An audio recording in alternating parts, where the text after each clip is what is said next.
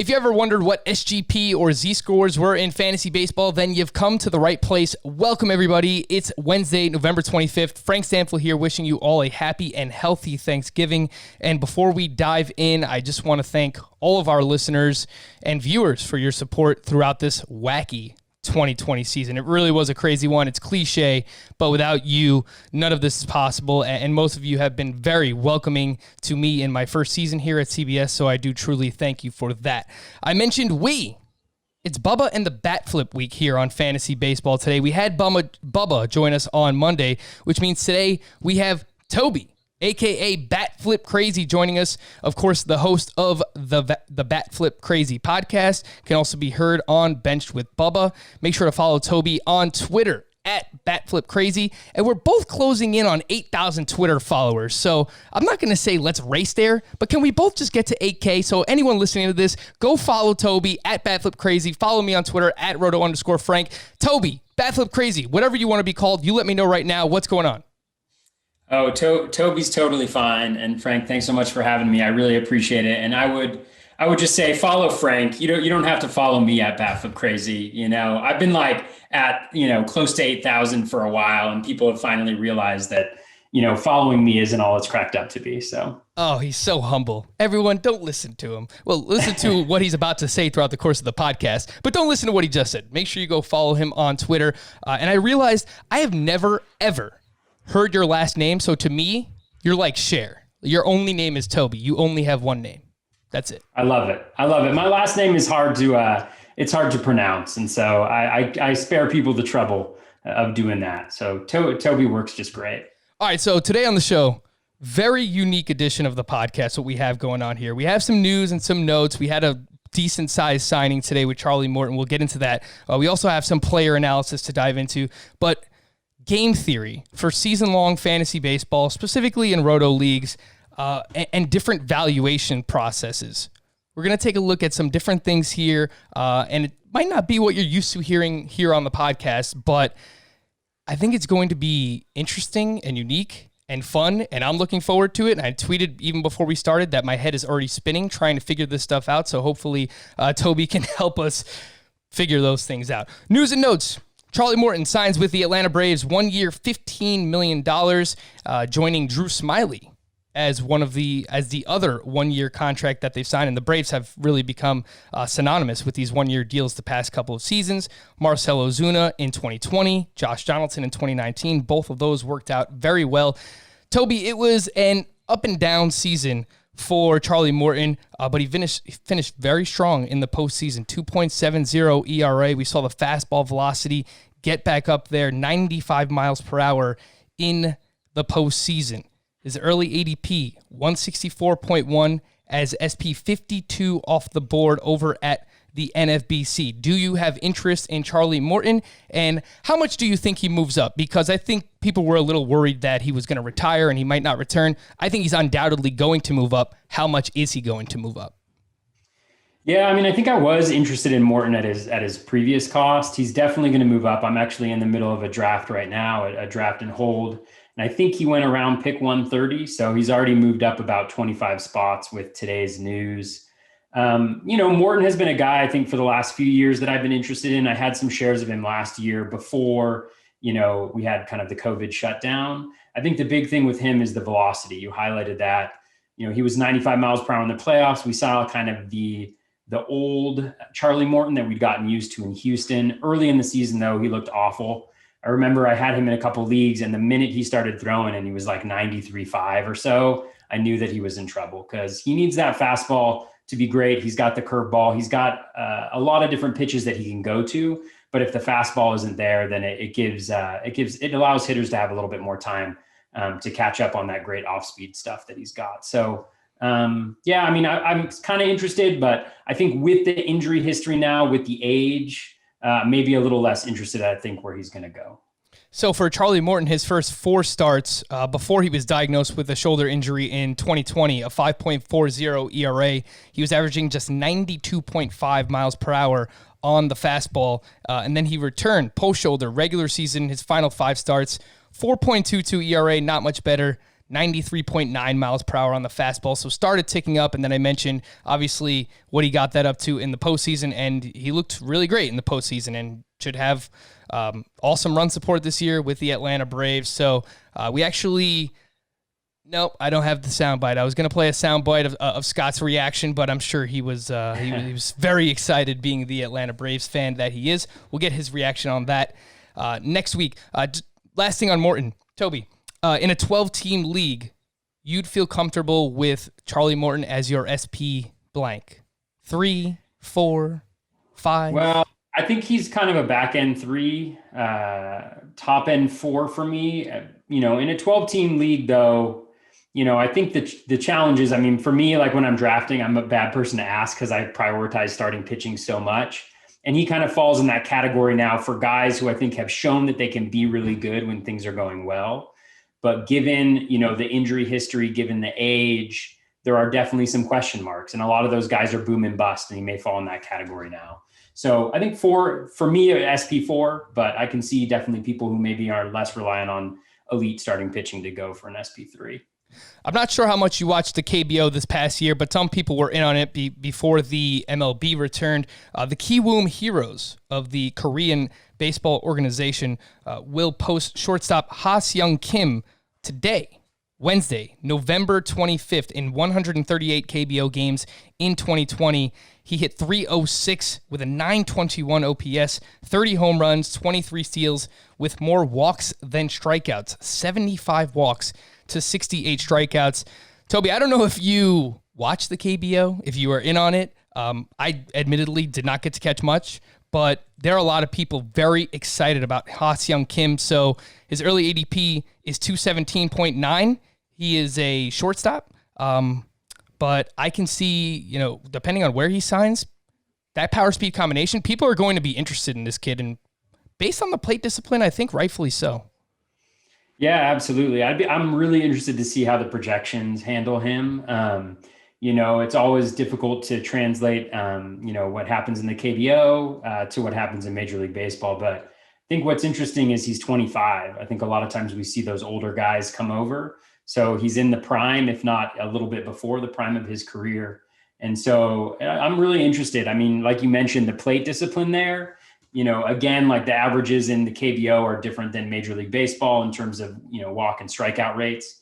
So again, interesting to see how it'll translate, but speed, has some power. The OBP is really nice. So again, I'll be interested to see what the projections look like. And as I dig in and learn a little bit more, it's one of those situations where, you're not sure whether you're getting a bargain because people don't know what to expect, or whether you are paying for someone who, may not end up helping your fantasy team. And that's kind of with a risk reward, I think, with a lot of guys here. But, at this point in the draft, you're willing to take those risks sometimes.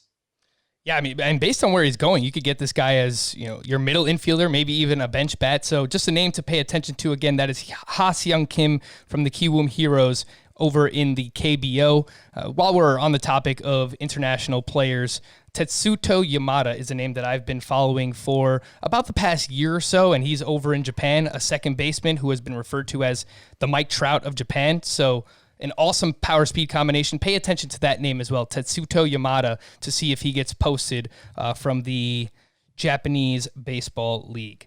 According to reports, Blake Snell and Sonny Gray are on the trading block, so we shall see. The Sonny Gray one kind of catches me off guard here. I don't know if the Reds are just trying to maximize his value. They see something in the underlying numbers that they're scared about. But I guess we'll see what happens regarding Sonny Gray and Blake Snell. And we also got this report today from Jeff Passan of ESPN. He confirmed that Rays outfielder Randy Rosarina was detained in Mexico for an incident in which he allegedly attempted to take his young daughter from her mother while also assaulting the woman's father. Rosarina could be subjected to a suspension from MLB via their domestic violence policy. So Rosarina, I think, was already setting up to be a very polarizing player this offseason because of what he did in the playoffs. He did it against the best pitchers in baseball.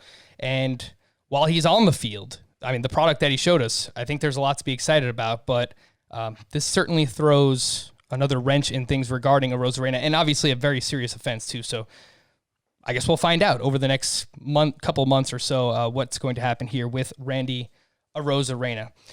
All right, Toby, let's jump in and try our best. Admittedly, we're going to get into the weeds here. It's going to get a little nerdy. If you're not a math person, it might be a little difficult for you to follow along. I would imagine if you play fantasy baseball and you listen to this podcast, you are at least somewhat of a math person. So standings gain points, also known as SGP. So I think we need to get into this to kind of set up the rest of the show so we can know why Toby values players the way that he does and why he puts so much of an emphasis on pocket aces. No, not Adam Azer, who we've referred to as pocket aces here on the show, but drafting 2 starting pitchers in your first 2 rounds, and JT Realmuto. Why does Toby draft JT Realmuto every chance that he gets? I think that getting into SGP will kind of set up the rest of the show and why you target those players. So SGP is a valuation system which takes projections and it assigns values to players based on their contributions in specific categories. Now that's just my blanket statement, and this is a watered down version. I found this from the great Todd Zola, who was actually just inducted into the Fantasy Sports Writers Association Hall of Fame. So congrats to you, Todd Zola. He wrote this. I think it was back in 2013 what I saw. SGP assigns values to players based upon how many points in the standings their production is estimated to yield. In a nutshell, if it's expected that it will take 5 home runs to move up a spot in the home run category, a player hitting 20 home runs earns 4 SGP, standings gain points. This is done for all the categories, and the SGP are then summed. So, Toby, did I do this justice? Feel free to explain it in your own words, because I know that you are a big proponent of this valuation process, and it's something that you have used. And obviously, you've been very profitable the past couple of seasons over at the National Fantasy Baseball Championship. So what do you think? How'd I do? I think you did a great job. I mean, using the language from Todd Zola is definitely not a bad way to go about it, right? I don't think Todd uses the SGP method. I think he uses a different method, but one of the best in terms of putting together his own projections and valuations. So for SGPs, I think the general idea is just that, we always struggle with, we know that maybe stolen bases are scarce or that batting average is scarce as a category. And so but it's a struggle to kind of compare them apples to apples. And so what SGP tries to do is essentially look at the standings. So you take the standings from maybe the last 3 years of the leagues that you've played. And then you average out. So if you're going to finish first in this category, what do you need to get? The team that's going to finish 15th or 12th, depending on the number of teams, what is the range of outcomes essentially that are possible within those categories?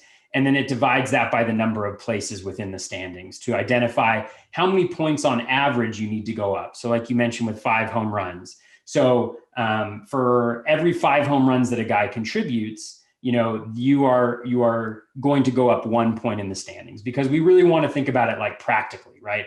If we play Roto, which is what I play primarily, you're really interested in how is this player going to help me move up in the standings and get the most number of Roto points that I possibly can. And so it kind of tries to distill valuation down to that. I think a critical component of it too, though, is you generate, the SGP for every single category that you do in Roto. But then what you also want to do is compare that value to the replacement level player. Because when you do that, if you drafted a team that was fully off of the waiver wire, right? Like you didn't draft anybody, you just drafted guys from the waiver wire, your team would still get a certain number of in every single category. And so what you want to do is compare how each player does to that replacement level player at their position. And that kind of tells you what the value above replacement is that they provide. And then you translate that SGP into a dollar value that everybody has seen, right? If you're doing auctions or, I do mostly snake drafts, but I still use the dollar valuation. And so what it really does to distill it down is really helps you compare what a player's value is based on the categories that they contribute, at least in Roto categories. So value above replacement is being used for the position scarcity aspect of SGP, if I'm saying that correctly, which is, I guess, not dissimilar from just the WAR stat, right? That we use for just like basic baseball analysis, right? So many people use it to decipher, who goes into the Hall of Fame and whatnot. So does that make sense? Like value above replacement would not be dissimilar from wins above replacement in real baseball, right? Yeah, I mean, what you're trying to identify is that value. Like, what are the various things that this player contributes to your team?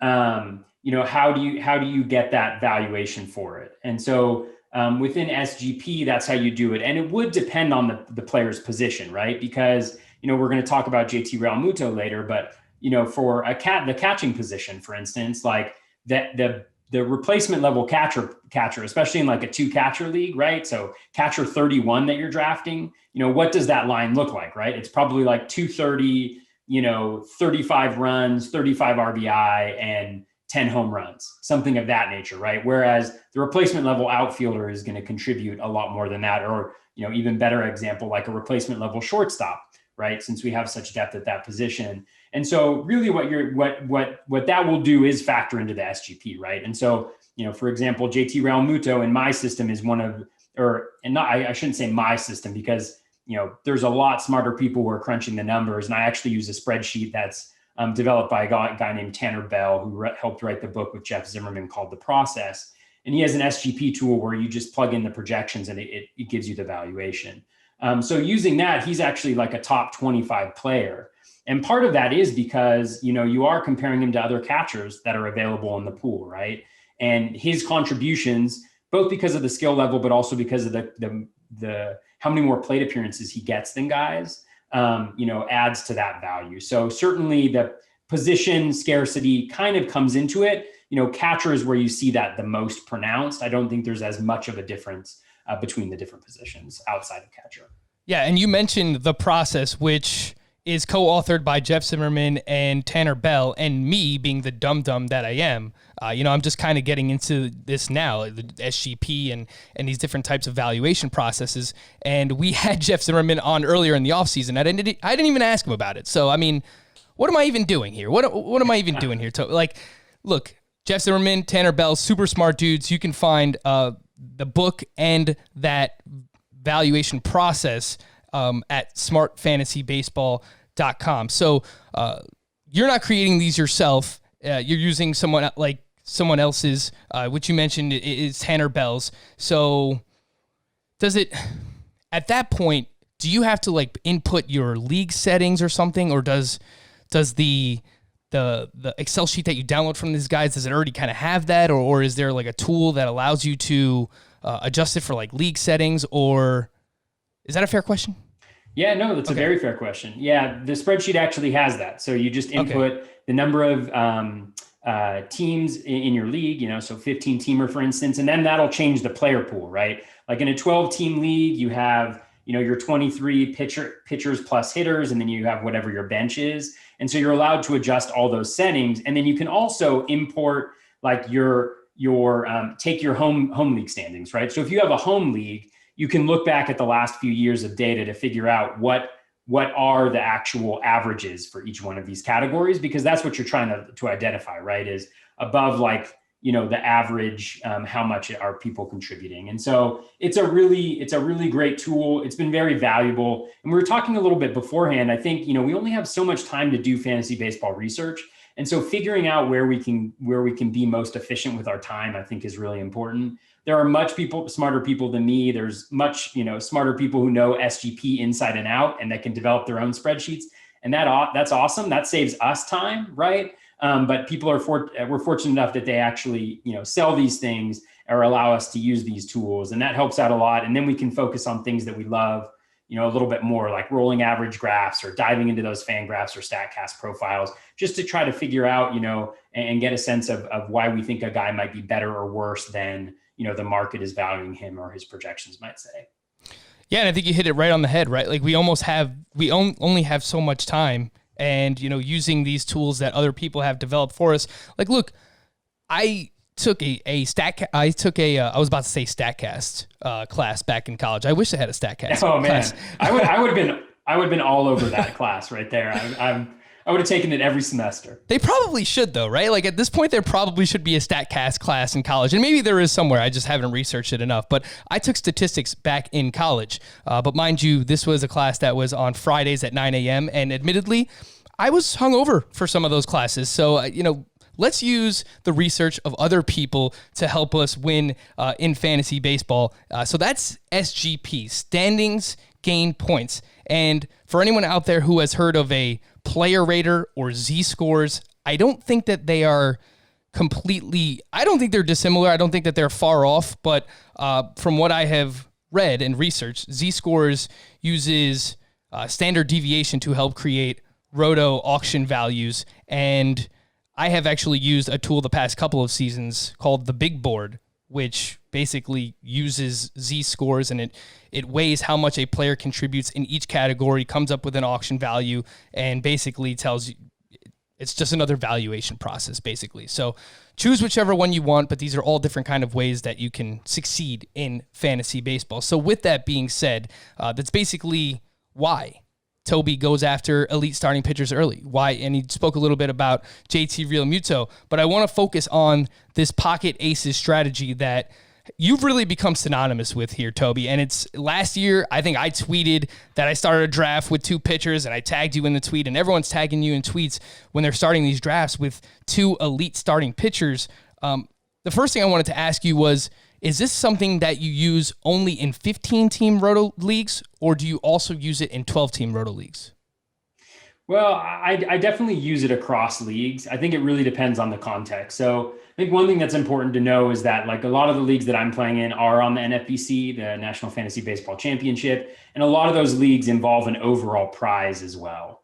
And I think the reason why I place so much value on the elite starting pitching is that, there's a bunch of different research that I've read. So number one, there was an article by Ariel Cohen, who writes over at Rotographs a while, and it was called The Case for an Ace. And essentially it just looked at pitchers over this series of a few years. It may have even been 1 year. And he was just looking at like, do aces return value compared to other players? And what he found was, yes, aces are the most likely to return value, or at least get close to value, right? Which isn't necessarily surprising. But what he found is that like, as you got into the middle tier of pitchers, there was a lot of booms and busts, and more busts than not. And at a certain point in time, like the difference in likelihood that a pitcher in kind of the middle, like let's say like round, like around pick, 150 to 250, the chance that a pitcher that you get around pick 150 is going to be that much better than a guy you draft at pick 250 isn't that much. But when you draft an ace, they're more likely to return that value. I also think, just thinking about roto, like from a very basic perspective, in pitching, you have two categories that are ratios, right? And you also only have 9 players that contribute as pitchers in a general fantasy, baseball league, right? 14 hitters, 9 pitchers, or at least in the leagues that I'm playing in. And so those 2 elite starting pitchers can really anchor your ratios and give you a ton of help. And then I also think that, and this sounds kind of weird to say this, but a lot of it is insurance too. Because really what I want out of those 2 aces is for one of them to really hit, right? One of them to be those elite starting pitchers, because I know that the other ace, as long as they're not injured for the full season, right? Their floor is a lot higher than the other pitchers that I'm going to be getting throughout the draft. And so in a lot of the leagues that I've been successful in, it hasn't even been that both of the pitchers have been elite. It's been that one of the pitchers has been really elite and the other one has been fine, right? And that's all I really need. And that really sets me with the foundation to have a really strong pitching staff, to be a little bit more comfortable streaming guys in and out, right? With the volatility of starting pitching now. And then I just attack hitting in depth, right? And I think that's one thing that's important to know is you can't just it's not like you just draft 2 starting pitchers and then you're done, right? Like the draft is over. You need to have a balanced approach. You need to be strategic and thoughtful. And you also need to decide where you're not going to go after guys. And for me, that's oftentimes closers. I'm not going to pay up for relievers. I'm going to wait a little while. I'm going to take guys that maybe have access to saves, but don't necessarily have the pedigree or the longevity that some of the guys higher up in drafts do. And this is music to Scott White's ears because, man, he's been banging the drum for elite starting pitchers and those aces, and he was all over that last season, and I know you were successful doing so. He won the Mixed Tout Wars League last year. His first 2 picks were Garrett Cole and Shane Bieber, so obviously he hit on both of his starting pitchers there. But there will be a contingent, Toby, of people who argue against drafting 2 starting pitchers early because for every person who drafted Shane Bieber and Garrett Cole, there was probably another person who drafted 2 of Justin Verlander and Flaherty, or Verlander and Strasburg, or Verlander and Clevenger, or Corbin, like any combination of those 2, and it didn't work out, whether it was performance reasons or it was injury related. So for people who will say that there's too much risk involved with using this strategy, what would you say to that? Well, I mean, I think there's risk with every pick, right? And we know that starting pitchers are a little bit more risky, right? They're more likely to spend time on the DL than hitters are. And so we kind of recognize that. I mean, I drafted a bunch of leagues, and the vast majority of them, I used the pocket aces. I had one that I drafted Verlander and Strasburg, right? And it sucks, right? But the same thing can happen to you with pitchers. Let's say you go pitcher hitter and the one pitcher gets injured and the one hitter doesn't perform like you anticipated they would, right? Like you always want to draft really good players. But again, one of the reasons why I go with the 2 aces is that it does give an opportunity for one of them to not succeed, right? So 2 years ago, I finished 9th overall in the NFBC main event. And my first starting pitcher was Garrett Cole, right? In the year that he was absolutely phenomenal. My second starting pitcher was Blake Snell. He was a big disappointment. The ratios actually weren't very good, but I had that one elite starting pitcher to really anchor those ratios. And then, through analyzing and doing fab and drafting later, you hope that maybe you hit on 1 or 2 guys that overperform what they're going to do otherwise. And that's able to compensate a little bit for the other guys who don't. So I'd say for them, like if you're worried about taking a high-end starting pitcher, one of the reasons to take 2 is because it does provide you with a little bit of an insurance policy and makes you pretty confident that that base that you've created, is really strong.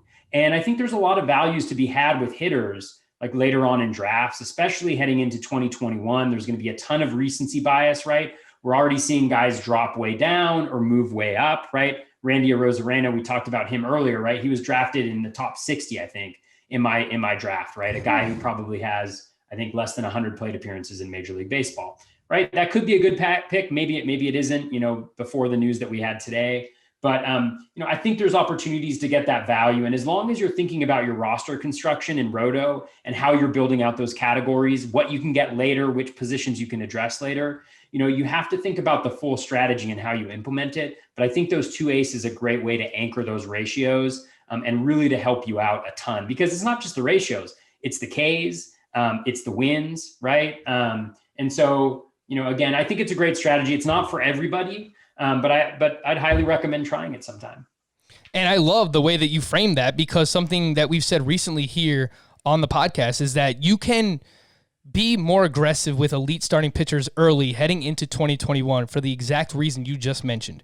There are so many people in terms of recency bias that are devaluing hitters that we've seen do it in the past just based off of a short 60-game sample. So whether or not you believe JD Martinez failed in 2020 because he didn't have access to in-game video, which is a huge part of his routine. It's something we need to pay attention to in the offseason to see if that is something they bring back for 2021.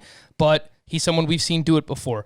Carlos Correa, Austin Meadows, Yohan Moncada. You're getting all these players at a discount heading into 2021. Meanwhile, we have seen them do it before. So you can load up on a lot of those hitters who do have legitimate upside, even if you go with 2 starting pitchers early on. So I really like the way that you framed that, and it's something that we've hit on here. With that being said, I do want to get into some of the player analysis, and I wanted to ask, how are you ranking the top 3 starting pitchers this season, which I am now dubbing CBD, which just makes the most sense in the world. Like the year that we're in, 2020, CBD is a huge thing at this point. If you don't know what it is, make sure to Google it. But Cole, Bieber, DeGrom, CBD. How do you rank those 3 pitchers heading into 2021? Yeah, for me, it's Cole, DeGrom, and then Bieber. I think for Cole and DeGrom, I mean, they have the longer track record of success. They obviously have the dominant fastballs, which I like to see, just because I think when guys can dominate in the zone, it's really, really helpful. I also think contextually, I think Cole, for me, as the number 1, he's obviously playing with the Yankees. That offense is going to be really good. It's going to give him a lot of run support. Yankee Stadium, while it does give up some cheapo home runs, right, to guys like DJ LeMahieu, no offense to DJ fans out there, but it actually doesn't play that bad from a park factors perspective because the gaps are pretty deep. Center field is pretty deep. And so it's not like the bandbox that we have at like Camden Yards or something of that nature. So I really love the context there. I mean, DeGrom from a skills perspective, I think is far and away the number one pitcher. I mean, if you look at what he was able to do in the shortened season and what he's been able to do in past seasons, I mean, his swinging strike rate was 21.6%. Ridiculous. Like that's just insane. I don't care how small the season is. It's just crazy. His fastball velocity, it went up to 99 miles per hour on average. Like the dude is just unbelievably good. I think the only concern for me there is the injuries, right? He always seems to have a little bit of nagging injuries going on. And I'm fine with that, right? Because if I get 150 innings pitched from DeGrom, like that's going to be golden, right? That's going to be one of the top 5 starting pitchers in all of baseball. The ratios are going to be amazing. The Ks are going to be amazing. I mean, he was literally better than he's ever been last year in every single metric. And the East was actually one of the hardest divisions to play in, right? We know that the Central had really bad hitting, really good pitching. The East was really difficult for pitching and for hitters. So I don't have a concern about that. With Bieber, there's a few factors for me. Number one, he was lucky, right? The strand rate, I don't have it in front of me, but I think it was around 90%, right? That's not going to continue. He was lucky. He also went up against Central pitching. And then if you look at his actual schedule, it was one of the easiest schedules in baseball. That's not to take away from what Bieber was able to do. I still think he's an absolutely dominant pitcher. He's an ace. He does it a little differently than the other two, but I just feel a little bit less confident in his ability to replicate some of those ratios and to minimize the contact that he did. He increased his velocity by a mile per hour, which is great. He developed that cutter this year, which is phenomenal too. So again, my number 3 starting pitcher, but I don't have him up there with DeGrom and Cole. Those are definitely the 2 that I really want to target heading into the season. Yeah, and we're splitting hairs on these starting pitchers. Like I have it DeGrom, Bieber, Cole, and I hear everything that you're saying about the schedule being very easy for Bieber in 2020, but I just really like in terms of what he did with the arsenal, continuing to use his fastball less, developing that cutter. I'm really just buying in on the pitcher that he has become and just impeccable command. And Garrett Cole, just ever so slightly worried about the fly balls being up in Yankee Stadium and the hard contact and the average exit velocity against Cole all being career highs this past season. So it's just, if we're going to split hairs on these guys, I have Garrett Cole just behind those 2, but I'd be happy with taking any of the 3 in the first round of fantasy baseball drafts in 2021. Are there any starting pitchers in the top 36 picks that you are actively avoiding, Toby? And I'll just run through these. There's 12 of them being drafted in the top 36 in early ADP. Cole is being drafted at pick 7, Bieber at pick 8, DeGrom at 9, Trevor Bauer at 16, Yu Darvish at 18, Walker Buehler at 19. Those are the first 6 starting pitchers being drafted in ADP. Then Giolito at 21, Nola at 25, Scherzer at 29, Flaherty and Castillo each at 30, and then Clayton Kershaw at 31. So of those top 12 starting pitchers, are there any that you're actively avoiding as of now, Toby? Yeah, I mean, it really depends. I mean, the first guy that I have not necessarily concerns about, but I have questions about is Trevor Bauer. One of the things, I'm not going to be drafting him early in the season before I know which team he's going to in the context. There have been some rumors that he might pitch every 4th day instead of every 5th day. And if that's the case, that's 8 additional starts in a given year. And that would really vault him up, if not to the number 1 player or number 1 starting pitcher, to somewhere close to that. But for the time being, I'm holding off. And the reason I'm holding off is because, like Bieber, like when you look at Bauer's numbers, he had an incredibly low BABIP, right? So batting average on balls in play. It was 215 this past year, right? Career 294. His strand rate, so that's the percentage of batters he left on base, was 91%.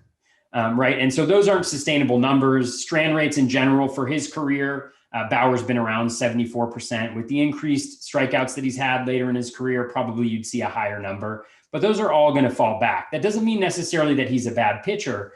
But when you look at like his swinging strike rate, it went up slightly, but it's still not necessarily in that same elite level where he's being drafted, which is the number 4 starting pitcher. He's always had control issues. 6.1% walk rate this year, which was a career low. But then when you look across the metrics, there's actually not a significant difference between, his control metrics this year versus previous years. And actually, I was diving into this to try to figure out exactly what might have been a result, because I think that's one of the things about these small sample sizes is when you have small sample sizes, weird things can happen. And what I found out about Bauer is that throughout his career in full counts, he has a 0.8%, a 0.8 strikeout to walk ratio.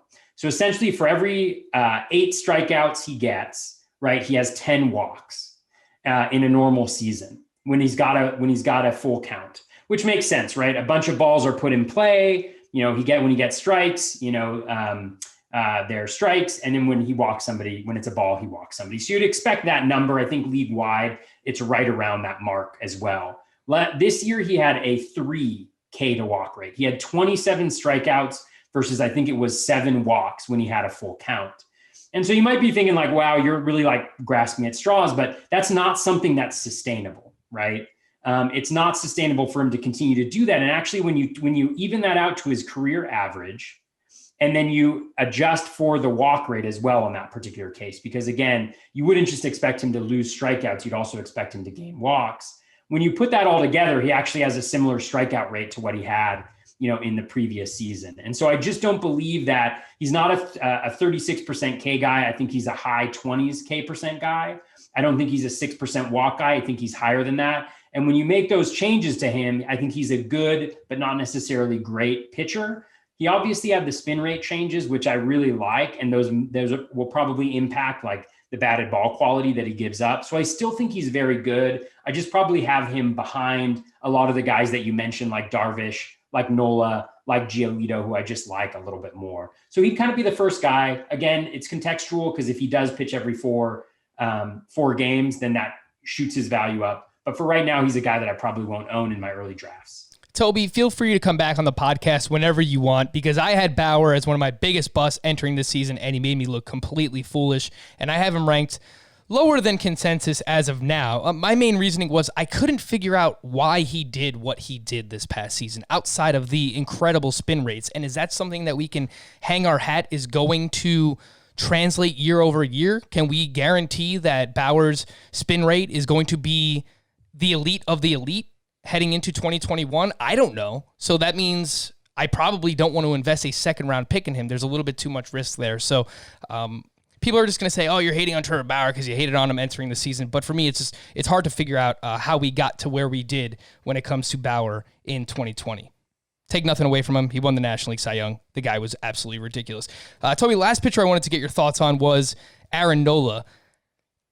I think that people are a little bit split on him right now, at least in what I've seen in some early rankings, because I have him as my SP5, and I am kind of wrestling with the idea of moving him up to my SP4, and I've seen people have him outside their top 12, outside their top 15, and I'm just trying to figure this out. I understand he faltered a little bit down the stretch, but if you look at the box score in some of those games, a lot of those runs were unearned, and I think he had some really bad defense played behind him in those games. I like the changes he made to his pitch mix this past season, incorporating that changeup more. It really helped his curveball and his fastball play up. His fastball is not a good fastball, but the incorporation of this changeup and that pitch taking the next step really helped his other pitches play up. So I think if he can carry that over, I'm really, really excited about Aaron Nola heading into 2021. What do you think of him? Yeah, I absolutely love Nola heading into next year as well. I think what you highlighted is really important. I mean, the pitch mix change was huge. Incorporating that changeup, we always knew he had that curveball, that great curveball. The changeup was actually the pitch that he threw the most, right?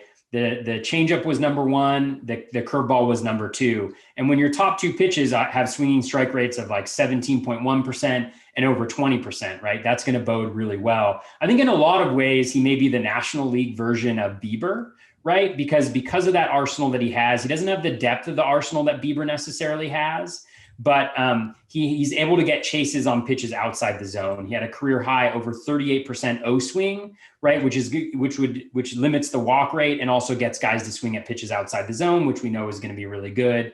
He had a good for him Z contact, which is in zone contact rate. Again, he doesn't have the dominant stuff that like a Cole or a Giolito or a DeGrom have within the zone, but he does have that great pitches otherwise. And I think also both the changeup and the curveball are nice ground ball pitches. So he's keeping the ball on the ground. he's in a fairly nice context. It's not a great park at Citizens. It's not a great defense with the Phillies, but he's on a team that's going to score some runs. So the win should be there as well. I really like the changes that he made this year. And for me, that's something that's sustainable, right? Whereas with Bauer, we really didn't see a change in the metrics. So even though the spin rate shot up, we actually didn't see that reflected in any of the metrics that we're looking for at Ks or walks. But with Nola, you see that across the board, right? You see that with the swinging strike rate going up. You see that with the chase rate going up, with him being a little bit more dominant in the zone, not because his fastball is better, but because they have to respect both the changeup and the curveball. And so I think for that reason, I really like Nola as well. And actually, like, my ideal pocket pair, which is kind of reasonable to think about, would be like a Cole or DeGrom and a Nola and Giolito as my SP2 in that particular situation. So I'm right on board there with you with Nola. I really like what he did this year. And I do think that the changes are sustainable and he can carry them forward. The biggest difference between Nola and you compared him to Shane Bieber is just the command. I mean, if we can get Nola back to, 2018 and 2017, where he's at 2.46 walks per nine and 2.6 walks per nine, respectively, that would go a long way. The past two seasons, 2019 was really just the outlier for him where the walks were out of control. And then he lowered them this past season, but towards the end of the season, lost the control a little bit there. So if Nola could just get those walks down, I think that would really help him take his game to the next level. All right, we're going to take a very late break here on the podcast. Make sure to download the CBS Sports app and watch CBS Sports HQ. Both of them are free. I mentioned the CBS Sports app last week. You can use it for box scores, for any sport, basically. During football, you can check out targets and receptions and everything that you need there.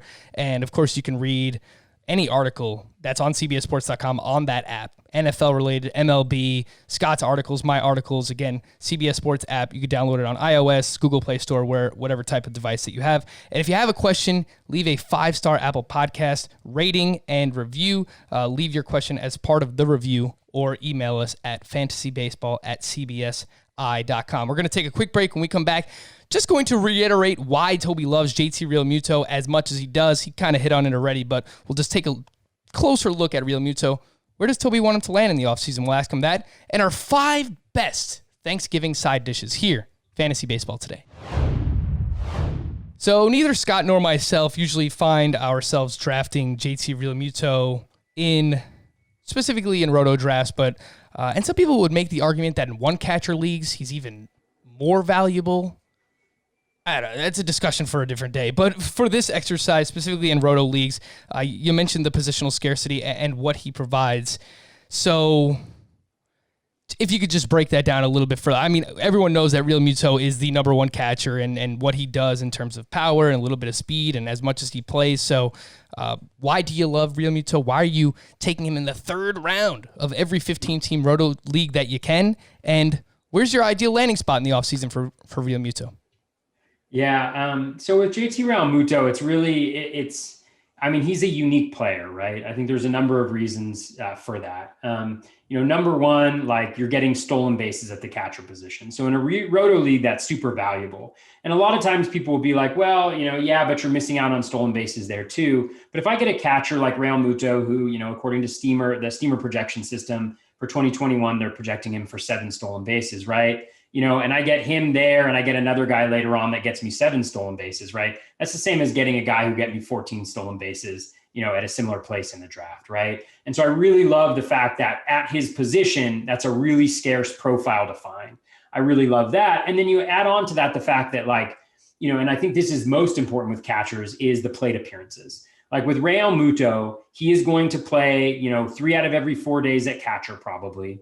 And then depending on the team that he lands on and depending on the depth of their hitting, he could play DH as well. We saw that happen with the Phillies a few times last year. And so really the plate appearances are going to be so much higher than other catchers, right? There's a couple guys that I think will be in the same range, if not a little bit higher than he is, like Sal Perez. But he's going to play so much more than your standard catcher will. And so that really just boosts the runs. It boosts the RBI and then his home runs as well. He can hit for power. And then the batting average, again, a lot of times if you're waiting for catcher, right, it's very hard to get batting average from that catcher position. So he's contributing in 5 categories, and it's even a greater contribution when you think about the fact that you're getting that from a catcher.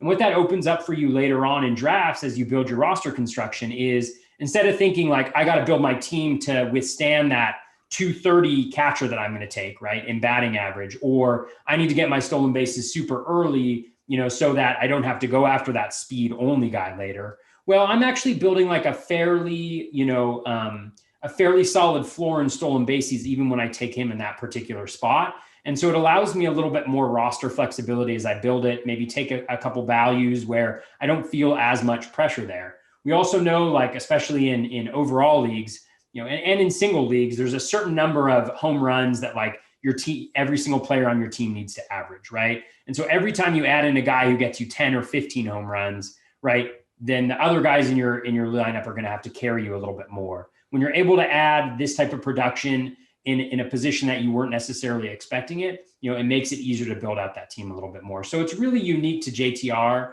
and his profile, but I really love that. In terms of where he ends up, I think all the places that have been rumored are pretty good. Obviously he was a great fit for the Phillies. I don't mind that. It's a great hitting park. Toronto apparently is very into him. I don't mind that either. The AL East has some awful pitching right now. The Rogers Center is a decent place to hit, and they obviously have the baby Blue Jays who are coming up, right? As Bubba would say, and so that's a good, decent spot. The Yankees is a good spot for him as well, right? In that lineup, if that's where he ends up going. The Braves have been rumored as well. I think that's maybe a little bit less of a intuitive spot for him to end up, just because they do have Travis d'Arnaud still. But again, that's a nice spot. So everywhere that I've heard him rumored to go, I think it's fine. I think it's good. It's not a super far place for him to fall. The Mets, it's not as great of a park necessarily for him, but that lineup is going to be super deep and it's going to be really good. So I think anywhere he lands will be good. How about you? Do you have a preference other than the Yankees, of course, for where he ends up?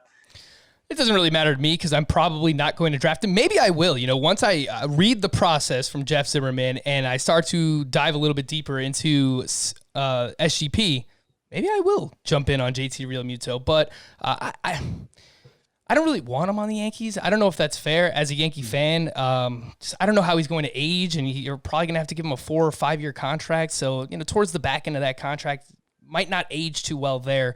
But from a fantasy perspective, I think probably going back to Philly is the best situation for him. They have what I consider a good lineup. Hopefully Rhys Hoskins is healthy. That would help their lineup, and a really good ballpark to hit in, and he has familiarity with that team already. So going back to the Phillies or even the Mets, not a great park. You mentioned it, but I think the Mets are going to make a splash, whether it's signing him and Springer or trading for a Lindor, and they already had one of the best lineups in baseball that people don't realize. They were third in OPS last season.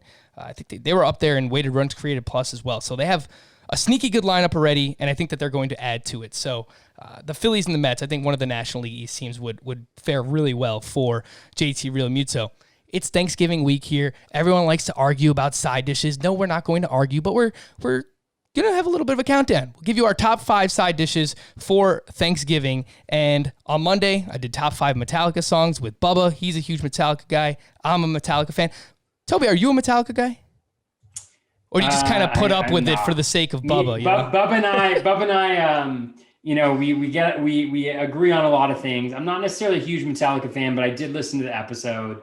Thoroughly enjoyed it. I'm going to go back and give them a shot, I think, again. So we'll see what we can do. They're certainly not for everybody. I will admit that. All right, top 5 Thanksgiving side dishes. You're up. Number 5, Toby. All right. Well, I'm going to go with a non-traditional side dish here. And I don't actually think it's a side dish, but I'm going to say pie, just because I think it's so critical at Thanksgiving that we include pie. We know that it's everybody's number one dish, for Thanksgiving. Not really, maybe, but I mean, pumpkin pie, coconut cream pie, chocolate cream pie, pecan pie. You can't go wrong. You can't go wrong with pie. And so I'm going to go with pie because it belongs on every Thanksgiving dinner dish. What's your number 1 pie?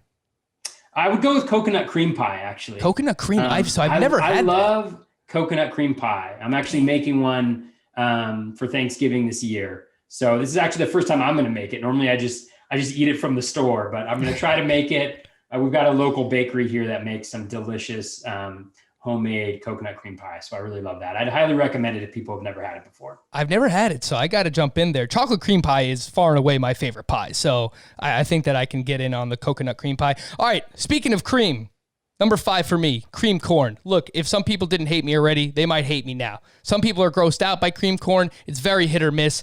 Me personally, I prefer cream corn over regular corn. Some people are going to hate me for saying that. Doesn't matter. It's sweet. It complements, turkey or ham well, I think. So cream corn, I'm there. Number 4 for you, Toby. Well, as you're going to see in a little bit, I'm right there with you on the cream corn as well. So we may not agree on Metallica necessarily, but on the cream corn, I'm going to go with candied yams. So, just like mashed yams, and you throw on top some brown sugar, some pecans. That's absolutely delicious. I love that. That's a part of every one of my meals. So that's a side dish that I really love. Yeah, people are super in on yams, sweet potatoes, and I got to give it another try. I'm just not a huge fan of sweet potatoes, but the yams, I've seen it, with the syrup, you can make it work there. Number 4 for me, and this is very, very hit or miss as well. It depends who's making it and how you're making it, but I think it just has to be on the list. It's a classic, and it's stuffing. It has to be done the right way. But I think when it is done the right way, it's really, really damn good. So a staple for most Thanksgiving dishes. I have stuffing at number 4. Number 3, back to you. Well, right in line with you, Frank, I'm going to go with cream corn. Yeah. I actually have not had cream corn at every single Thanksgiving dinner before. But my buddy Matt, he grew up in the South. He grew up in Georgia. And he brought cream corn one year to Thanksgiving. And it was like the best thing I had ever tasted in my entire life. Like just so good. And so the next year, he was over for Thanksgiving as well. And I was like, all right, I got to see how this cream corn happens. Like, what is the secret sauce to this cream corn?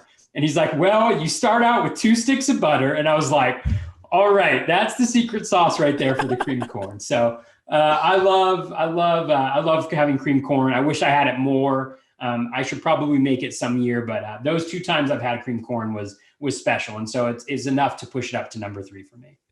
All right, so I originally had cornbread on this list, but it was too much corn in my opinion. And I like cornbread, especially if it's made correctly. But fresh baked biscuits on Thanksgiving, I mean, a little, you take a bite of the meat, you have a bite of the biscuit, especially when they're warm, right out of the oven. Perfect. Number 3, fresh baked biscuits. Back to you, Toby. Yeah, so cornbread is one that I struggle with a little bit as well because I love it. It's like one of the best things ever, but I actually don't traditionally have it as part of our Thanksgiving. And so I felt like it wasn't right to include it on there, but I agree with you. I'm right there with cornbread. So my number 2, it was one you mentioned already before too, and that's stuffing.